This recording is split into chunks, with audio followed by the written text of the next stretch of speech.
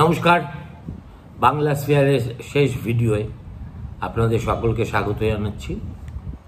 আমরা সকলেই জানি যে অতিবার বেরো না কো ঝড়ে পড়ে যাবে, অতি ছোট হয়েও না কো ছাগলে মুড়ে খাবে। আজকে সন্দেশখালীর বিক্ষুব্ধ মহিলারা হাতে যার যা ছিল, কারো হাতে লাঠি, কারো হাতে ঝাঁটা, কারো হাতে চপ্পল, আর এগুলো কারোর যাদের ছিল না তারা খালি হাতে তৃণমূল কংগ্রেসের এক পালের গোদাকে বেধড়ক উত্তম মধ্যম দিয়েছেন এবং তৃণমূলের বিধায়ক পাশে দাঁড়িয়ে সেটা দেখেছেন, অথচ বন্ধ করার কোনো চেষ্টাই করেননি, বা চেষ্টা করতে ভয় পেয়েছেন, সেটাই হয়তো সত্যি কথা। এবিপি আনন্দর ফটোগ্রাফার মাঝখানে না পড়ে গেলেন হয়তো ছেলেটির ভাগ্যে আরো দুর্ভোগ লেখা থাকত।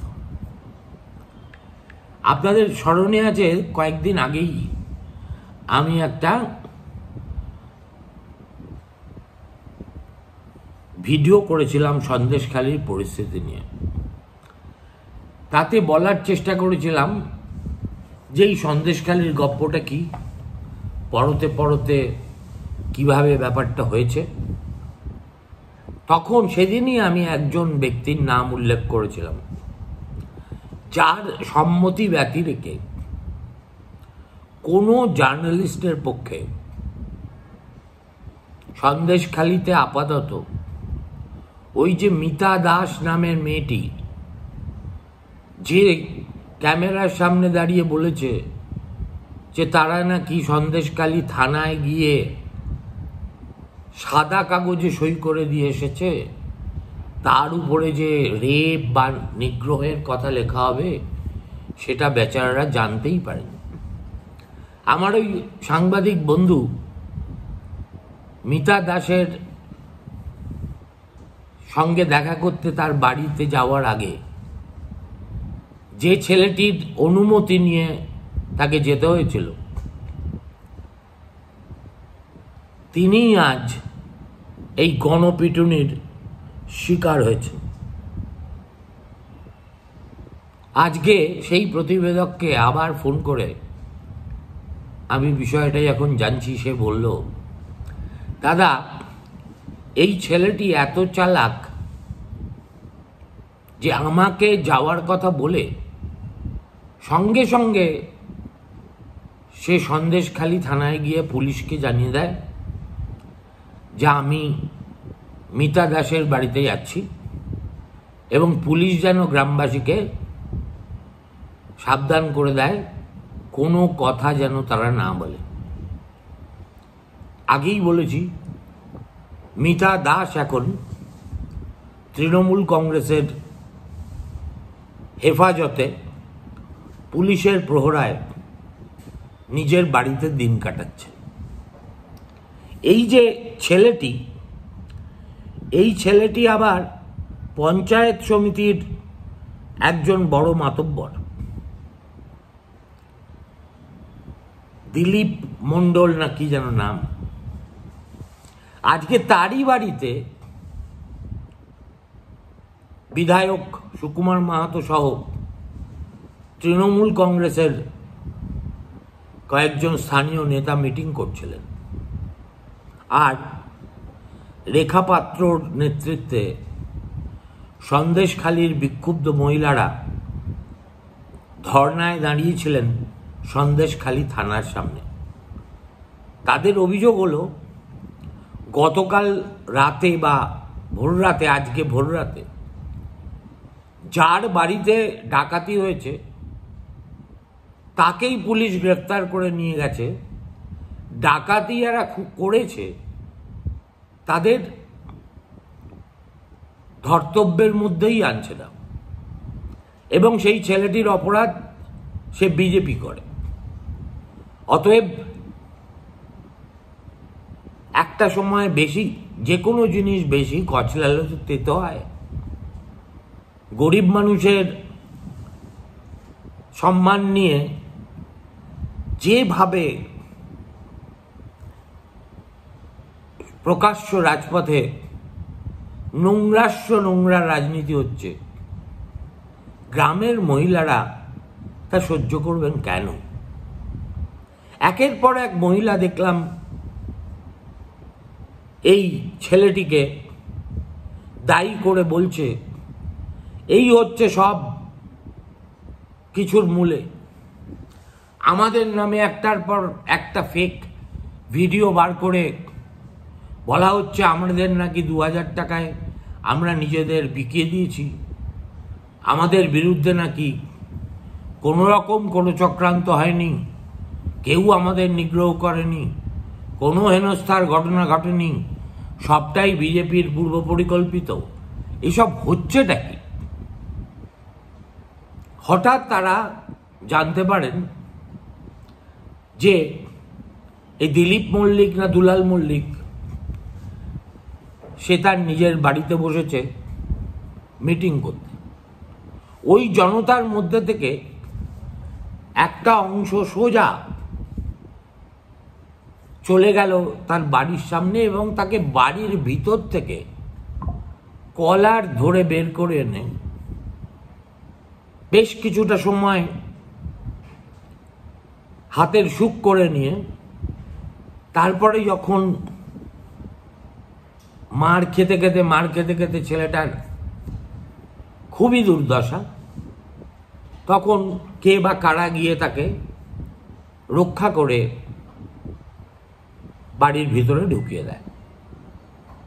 সুকুমার মাহাতো, যিনি শাহজাহান ইডির সেই রেডের পর থেকে টেলিভিশনের সামনে শাহজাহানের পক্ষে অনেক বারফাট্টাই করেছেন, আজকে তা সত্যি বলছি তাকে দেখে এবং জালি শংসাপত্র দিয়ে শিডিউলড কাস্ট হয়েছেন, আজকে তাকে দেখে প্রথম দফায় আমি চিনতেই পারিনি।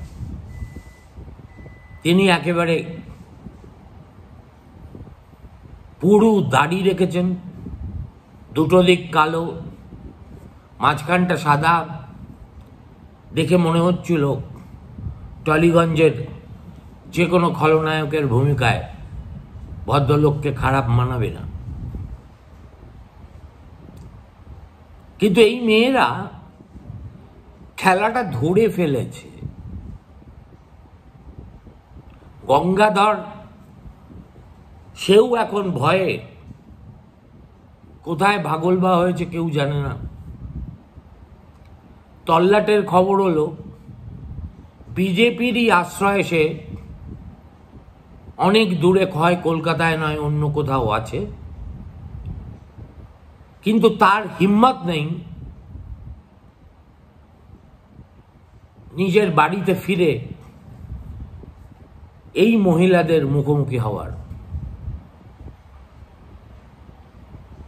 এবং এই মহিলারা বলছেন যে যেহেতু এখনো আমাদের এলাকা এই রাজ্য পুলিশের তত্ত্বাবধানে আছে এবং রাজ্য পুলিশ মানে তৃণমূলের কৃতদাস, অতএব পুলিশই এসে আমাদের বাড়িতে বাড়িতে ধমক দিচ্ছে, শাসানি দিচ্ছে, চারটে কথা শুনিয়ে যাচ্ছে। আর শাহজাহান ভিতরে ঢুকলেও তার যে অসংখ্য চালাচামুন্ডা আছে, তারা যখনই সুযোগ পাচ্ছে কখনো এসে ফেরিঘাটের মালিককে এমন মারছে যে তিনি এখন অসুস্থ হয়ে হাসপাতালে, আর হাতে আগ্নেয়াস্ত্র নিয়ে গ্রামবাসীদের চমকাচ্ছে। আমার একটা জিনিস খুব অবাক লাগছে যে এত কাণ্ড সন্দেশখালির ভিতরে হচ্ছে, অথচ এখনো পর্যন্ত নির্বাচন কমিশন সেটা নোট করে সেখানে কেন্দ্রীয় বাহিনী মোতায়েন করছেন না কেন? কেন তারা সন্দেশখালিকে এখনো পর্যন্ত রাজ্য পুলিশের তত্ত্বাবধানে রেখে দিয়েছে। আমি যতদূর জানি অদূরে মিনাখাতেই কেন্দ্রীয় বাহিনী ডেরা করেছে। মিনাখা থেকে সন্দেশখালির দূরত্ব খুব বেশি নয়। যখন কাছের একটা জনপদে দরিদ্র তস্য দরিদ্র মহিলারা এইভাবে কখনো শাসকের হাতে অসম্মানিত আর তাদের পোশাক গুন্ডাদের হাতে অপমানিত হচ্ছেন এবং সেটা নিত্যনৈমিত্তিক ব্যাপার হয়ে দাঁড়িয়েছে, তা সত্ত্বেও কেন কেন্দ্রীয় বাহিনীকে ভোট পর্যন্ত অন্তত ওই তল্লাটের মানুষকে একটু নিশ্চিন্তে রাখার বন্দোবস্ত করছেন না? জানি না বিজেপির রাজ্য নেতৃত্বই বা কেন এ ব্যাপারে নির্বাচন কমিশনের উপর চাপ সৃষ্টি করছেন না। আসলে সন্দেশখালির যে স্বতঃস্ফূর্ত আন্দোলন আমরা দেখেছিলাম, ওই শিবু হাজরা বাহিনী এসে খেয়া পেরে পার করে যখন মহিলাদের অত্যাচার করেছিল, তখন তাড়া করেছিল মহিলারা, সেই আন্দোলনের চেহারাটা এখন বেশ কিছুটা ঘোলাটে হয়ে গেছে। আমাকে যদি জিজ্ঞেস করেন ঘোলাটে হওয়ার কারণটা কি, আমি বলবো এই যে রেখা পাত্রকে বিজেপি হঠাৎ বসিরহাটে দলীয় প্রার্থী হিসেবে ঘোষণা করে দিল, এটা ইনিশিয়াল চমক হিসেবে যতটা কি বলবো, যতটা নাটুকে মনে হয়েছিল, যত দিন যাচ্ছে তত বোঝা যাচ্ছে যে এটা হয়তো কেন বিজেপি একটা অ্যাক্ট অফ গ্রস ইনডিসক্রিশন করে ফেলেছে। দোষ রেখা পাত্রের নয়। রেখা পাত্রই প্রথম মেয়ে যে হিম্মত করে সন্দেশখালি থানায় গিয়ে শাহজাহান এবং তার বাহিনীর বিরুদ্ধে এফআইআর করেছিল। তার এফআইআর এর ভিত্তিতেই শিবু হাজরা, উত্তম হালদার এরা সব এখনো হাজতবাস করছে। রেখার আরো গুণ আছে। রেখা অনর্গল হিন্দি বলতে পারে। যেহেতু তার স্বামীর সঙ্গে, যিনি একজন পরিযায়ী শ্রমিক, তাকে ভারতবর্ষের বিভিন্ন জায়গায় থাকতে হয়েছে, অতএব হিন্দি ভাষাটা তিনি খুব ভালো রপ্ত করে ফেলেছেন। সুতরাং গ্রামবাসীদের মধ্যে থেকে কাউকে যদি প্রার্থী করার কথা ভাবতে হয়, তাহলে রেখার নির্বাচন নিয়ে প্রশ্ন তোলা যায় না। কিন্তু মুশকিল হলো গ্রামবাসীদের চরিত্র সম্পর্কে শহুরে বিজেপি নেতাদের ধ্যান ধারণা কতটা আমি বলতে পারবো না। দেখা যাচ্ছে এই যে রেখা পাত্রের উত্থান এবং তার সঙ্গে সঙ্গে বিজেপির ওখানকার স্থানীয় নেতা নেত্রীদের কলেবর বৃদ্ধি, এটা একটা ওই গরিব গুরব সমাজে বেশ একটা বৈষম্যের সৃষ্টি করে ফেলেছে। এই বৈষম্য খুব স্বাভাবিক। কাল পর্যন্ত যে মেয়েটা আমার মতোই বাড়িতে রান্না করত, স্নান করত, বাচ্চাকে স্কুলে নিয়ে আসতো, আর প্রবাসী স্বামীর কথা ভেবে বিরহে কাতর হয়ে থাকত, আজ যদি সে হঠাৎ করে বিরাট বিরাট গাড়ি চড়ে বিরাট বিরাট লোকের সঙ্গে, কখনো প্রধানমন্ত্রী, কখনো শুভেন্দু অধিকারী, কেননা প্রার্থী হওয়ার পরে রেখা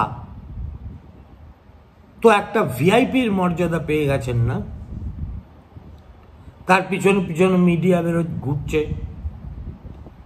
যেখানে তিনি যাচ্ছেন সেখানে ক্যামেরা, তার ভালো মন্দের দেখভাল নিয়ে নিয়েছে রাজ্য বিজেপি। সম্ভবত অর্চনা মজুমদারের উপর দায়িত্ব পড়েছে সন্দেশখালির বিষয়টি তত্ত্বাবধান করার। এটা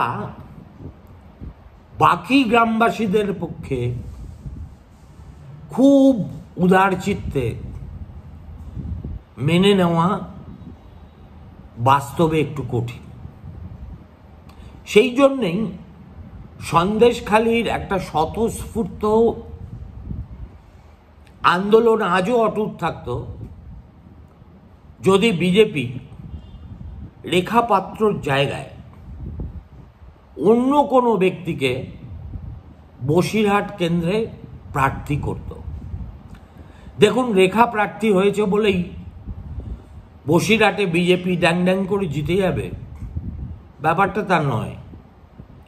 সন্দেশখালির ঘটনার পরিপ্রেক্ষিতে শাহজাহান, তার ভাই এবং তার মুখ্য সাংঘাতরা কয়েকজন জেলে থাকার সুবাদে হয়তো একটা লেভেল প্লেইং গ্রাউন্ড তৈরি হয়েছে সেখানে।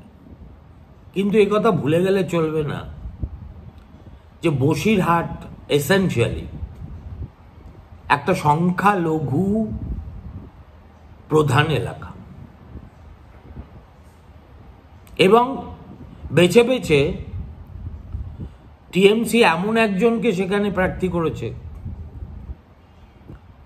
যিনি একটু কট্টরপন্থী মুসলিম বলে পরিচিত, কিন্তু তাকে কোথাও দেখা যাচ্ছে না।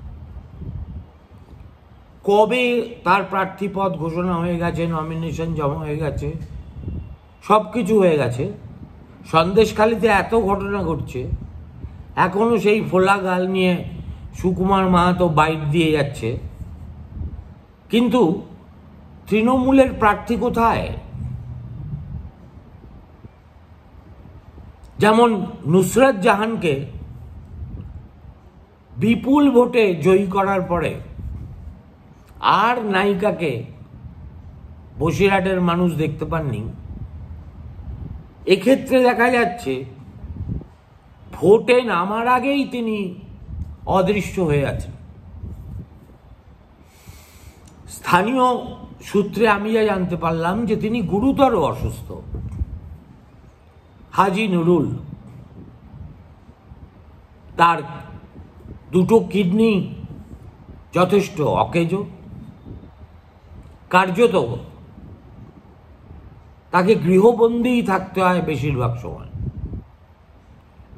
একা একা উঠে দাঁড়ানোর মতো শারীরিক শক্তিও তার নেই, দুজন মানুষকে সাহায্য করতে হয় তাকে উঠে দাঁড়ানোর কাজে, বসিয়ে দেওয়া, দাঁড় করিয়ে দেওয়া ইত্যাদি। এর ফলে যেটা হয়েছে, সন্দেশখালির আন্দোলনটা তো তৃণমূল কংগ্রেসকে শুধু পশ্চিমবঙ্গে নয়, গোটা ভারতবর্ষে ব্যাকফুটে ফেলে দিয়েছে।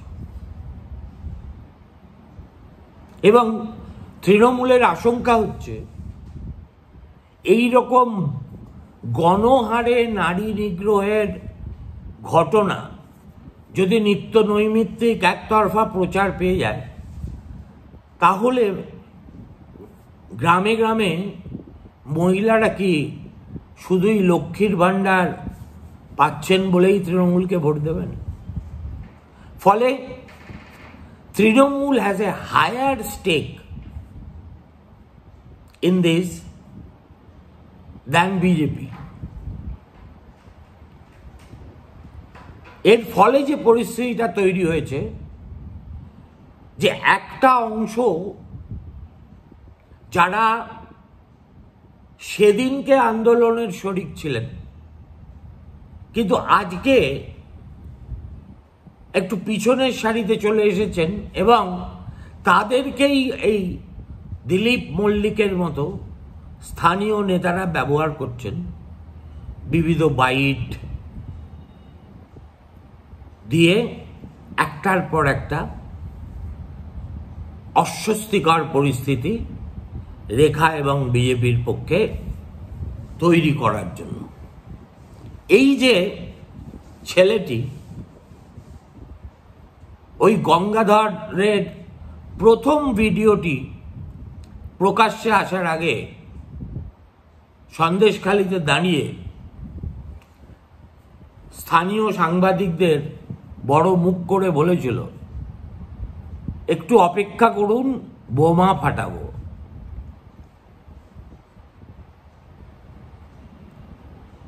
গ্রামের লোক তো, এদেরকে যে অপারেশন করতে দিলেও বিপদ, কেননা কোন কথাটা পেটে রাখতে হয়, কোন কথাটা বলে দিতে হয় সেটাও এরা খুব ভালো বোঝেন না, কেননা they are not as cunning as this urban goons. ফলে আজকে 2+2 মিলে গেছে। কে who is master minding this so called sting operation এবং সন্দেশখালির ন্যারেটিভটাকে বদলে দেওয়ার যে চেষ্টা হচ্ছে, স্থানীয় স্তরে কে বা কারা এর জন্য দায়ী, সন্দেশখালির মহিলারা তা ধরে ফেলেছে। আর একবার যদি সে ধরা পড়ে যায়, তার পক্ষে তো আর ওই গ্রামে গ্রামে ঘুরে বেড়ানো সম্ভব হবে না, কেননা সে যে কাজটা করেছে সেই অপরাধটা নিরপরাধ মহিলা, নিগৃহীত মহিলাদের মান সম্মানের প্রশ্নের সঙ্গে জড়িত। মুখ্যমন্ত্রী যতই উল্টো গীত গান, ভিতরে ভিতরে তিনিও জানেন যে এই স্টিং অপারেশনের পিছনের গপ্পটা আসলে কি, আর তার ভাতুষপুত্র সম্ভবত আরো বেশি জানেন, কেননা স্টিং অপারেশন অন্তরাল থেকে পরিচালনা করার ব্যাপারে তার পূর্ব অভিজ্ঞতা আছে এবং এই কাজে অবশ্যই ওই দিলীপ মল্লিক বা দুলাল মল্লিক গঙ্গাধরের বাড়ি যায়নি, কিন্তু গঙ্গাধরের বাড়ি যাওয়ার রাস্তাটা মসৃণ করার কাজে এর অবশ্যই যোগদান আছে। ফলে সন্দেশখালির কিস্সা আজকে একটা অন্যদিকে মোড় নিল। অচিরেই এই খেয়েই দাবি পাল্টা দাবি ইত্যাদি যদি বন্ধ না হয়, তাহলে আরো অশান্তি লেখা আছে সন্দেশখালির ভাগ্যে, সেই সঙ্গে বাড়বে শাসকের বিপদও। ভালো থাকবেন, শুভরাত্রি, নমস্কার।